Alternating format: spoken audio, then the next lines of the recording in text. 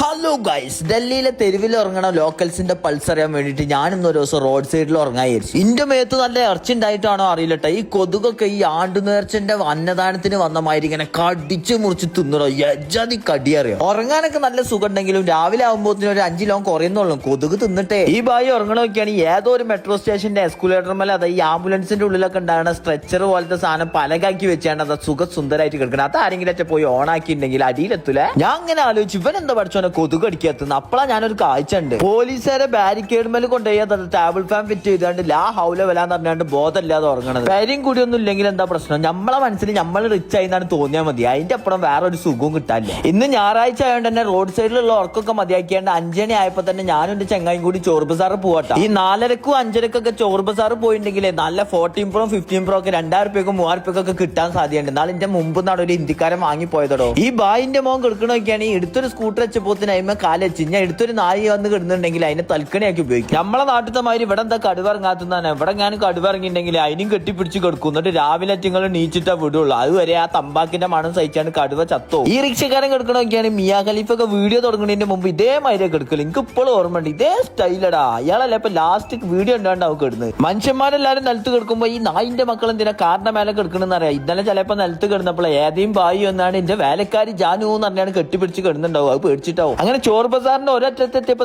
ഓരോരുത്തർ ഇവിടെ കാര്യമായിട്ട് തിരുമ്പണ്. ചിലവർ ഇതാ കുളിച്ച് മാറ്റി സുന്ദര കുട്ടപ്പനായി മുണ്ടൊക്കെ എടുത്താണ് ഇങ്ങനെ പോണ്. കുറെ കുളിച്ചും കാണട്ടോ, നേരത്തെ വന്നാ മതി.